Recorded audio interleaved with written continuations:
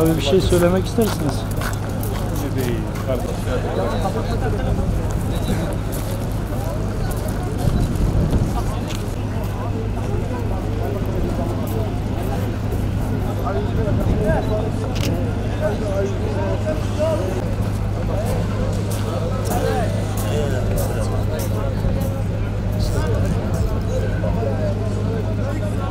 Antakya Defne'deyim.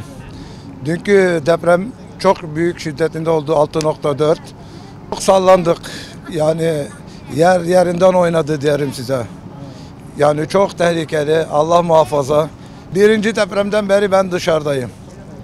İkinci depremde Çadır kentte yakalandım. Çok büyüktü, çok şiddetliydi, sallandık. Yani Allah yar ve yardımcımız olsun tüm Türkiye'ye. Burada çadırda yatıyoruz. 3 torun, 3 kişi, 6 toplam soğuktan geberdik. 2 günden beri elektrik yok çadırda. Yani çocuklarla zorla yaşıyoruz çocukları. Psikoloji bozuldu çocukların. Peki dünkü deprem nasıldı? Çocuklar dışarı çıktı, korkudan zor teselli ettik çocukları. İlken deprem birinci günü bayağı şiddetliydi. Daha sonra saat 4'te 17 dakika geçe deprem acayip bir şekilde sarsıldı. Binalardan çıktık gece yarısı. Daha sonra bir dinlendik. Tekrar sarsıldık. İlerleyen günlerde çadırlara kaçmaya başladık. Evden uzak durmaya başladık. Şimdi depremden çadırlara geldik. Çadırlar sarsıldı, bayağı sarsıldı. 6.4 şiddetinde oldu. Buna istinaden hastalar oldu, yaralılar oldu, ölü sayısı da oldu. Şehir merkezimiz Antakya dediğimiz şehir merkezi yerle bir oldu. Dünkü deprem anında binanın içindeydim, birinci katta. Samandağ merkezdeydim. Güzel bir sarsıntı yaşadık. Yani canımızı zor kurtardık. Bu ikinci yaşadığım deprem. Allah kimsenin başını vermesin. Zor bir durumdu. Allah herkesin yardımcısı olsun. Antakya merkeze geldik. Şu anda çadırdayız.